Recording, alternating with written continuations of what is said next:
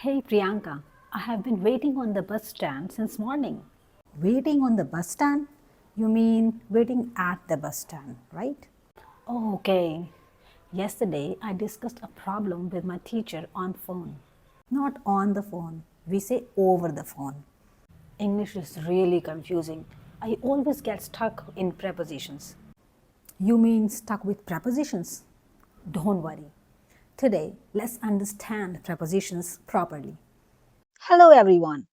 If you also say things like these, I am good in English, she's married with him, I reached to the office, then trust me, you're not bad at English. You are just confused with prepositions. So today, in this video, we will understand a few questions and we will try to explore their answers. Number 1. What is a preposition? Question number 2. Why do we use prepositions? And question number 3. How many prepositions are there? And here comes our question number 4.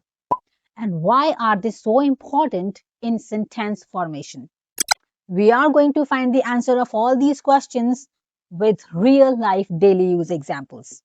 So guys, are you ready? Let's begin. What is a preposition? A preposition is a word that shows the relationship between a noun or pronoun and another word in the sentence. Now, what is a noun? This is a noun, or you can say this one is a pronoun, and this one is another word in a sentence. So, what is the relation between these two words? That's the job of a preposition. Now, preposition mainly tells us about the place, time, the direction, the movement of the object, or it also tells you about the position of any object in a sentence. Prepositions usually come before a noun or pronoun. Preposition, this word, preposition. I mean, if you split this word into two, it will become pre and position, right? So pre means before and position means place. So when you place any word before another word, that is a preposition. Now next question is, why do we use preposition? So we use preposition to give clear meaning to a sentence. I mean, without prepositions, sentences become incomplete or confusing. Let's see an example. The keys are the table. If I'll say this, okay, the keys are the table. Is it making any sense to you? Did you get any sort of idea that where are the keys? Obviously not. Now I have to use preposition in this sentence, and the sentence will be like, the keys are on the table.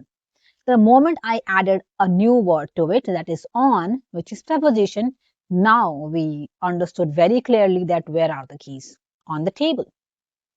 So this is how preposition helps us understanding the sentence clearly. Now, the next question. How many prepositions are there? Well, there is no fixed number, but English has around 100 plus prepositions. Yes. However, don't panic. In daily English, we mostly use just 20 to 30 common prepositions. So 30, if you are familiar with 30 prepositions very well, so you can survive you can survive on the daily basis. What are these common 20 to 30 prepositions? These include in, on, at, to, for, from, with, by, of, about, under, between, among, and so on.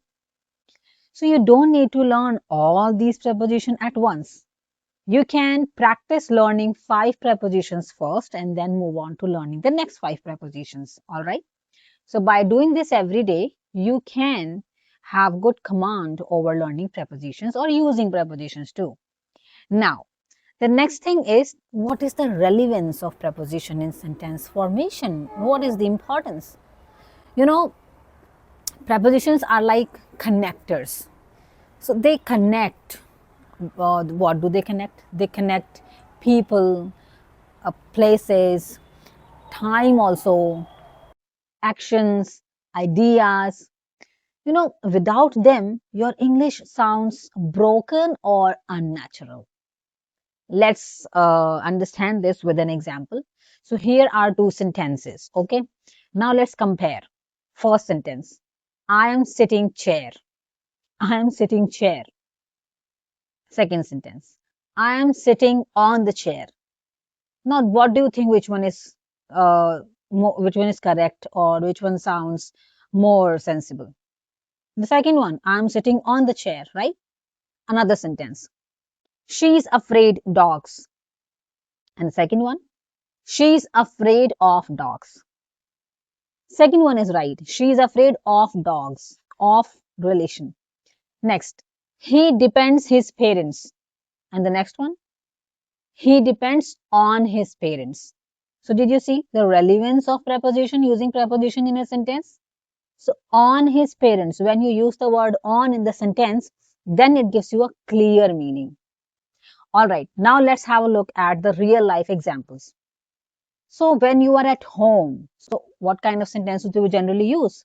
We say sentences like the phone is on the bed, right? So we say something when something is on the bed or on the table, then we say on. And you can say my mother is working in the kitchen or my mother is in the kitchen. So you will use the term in as preposition. Or you can say I woke up at 6 a.m. So whenever you are using the time, you will use the preposition at before the time. So these are a few sentences that you can use at home using preposition at the right place. Moving on to the next situation where you can frame sentences using preposition. So the next one is at work or school. So the first sentence, she is good at teaching. So at teaching. So if you are good at doing something, so just say at. Dancing, at singing, at teaching, like that. Next, I will talk to my manager. So to is important here. I will talk to my manager. I will talk to him. I will talk to her. So here, to must be there in your sentence. All right, have a look at the next sentence. He is interested in music. So whenever you are using the word interested, make sure that you are using the preposition in. Interested in. So he is interested in music. You can say I am interested in singing or she is interested in dancing, like that. Okay, moving on to the next situation or the place where you can use preposition. So while traveling. So if you are traveling, you can use some sentences like I am going to Delhi. So if you are going somewhere, use to. I am going to the hospital or she is going to the temple. So going to. The next one. We are waiting at the bus stop. So it should be at the bus stop. All right. Or you can say at the metro station. So there must be at in this sentence. Okay, moving on to the next one. So while traveling, you can use one more sentence like she came from Jaipur. So if you are returning from any place, you can use from. So I came from Manali or he is coming from Delhi. So coming from, when you are returning from some place, then you will be using this preposition from. That's it. All right. So I just discussed with you a few situations, few places like at home, what you can say, then at your workplace, then while traveling. Moving on to the next. Now we are going to look at some common mistakes that we make while using preposition. We often say sentences like, he is married with her. So married and with, absolutely wrong.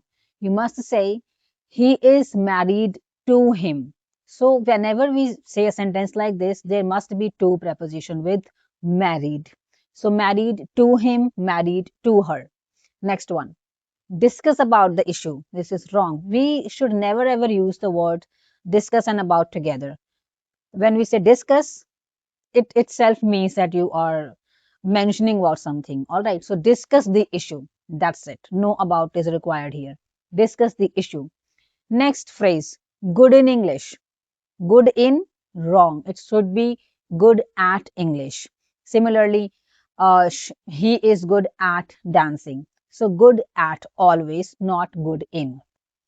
All right, so now we are heading to the end of this video, and I just want to say that prepositions may look small, but they make a big difference in your English. Don't just try to memorize them. Instead, what you can do, just listen, observe, and practice sentences daily basis. Just keep practicing. You know, practicing makes everybody perfect. And if you will practice something on the regular basis, then nobody can stop you from learning anything. And yes, remember one thing, that go slow. Do not at all rush, and don't make a haste. Go slow. You will start using prepositions naturally and correctly. Prepositions are not difficult, they are just misunderstood. If you master prepositions, your English will sound natural, your sentences will become clear, and your confidence will increase automatically. So, this much power prepositions actually has if you will master it, and your confidence will increase automatically. And don't forget, small words create big impact in English. So, do not at all try to underestimate this topic, preposition. If this video helped you, then like it, share it with someone who misuse prepositions, and subscribe for more easy English learning videos. This is not the end of this topic, preposition. I will come with another preposition topic in part 2. This was the part 1. Now, I'll see you in the next lesson. Till then, keep practicing and keep speaking English. Bye.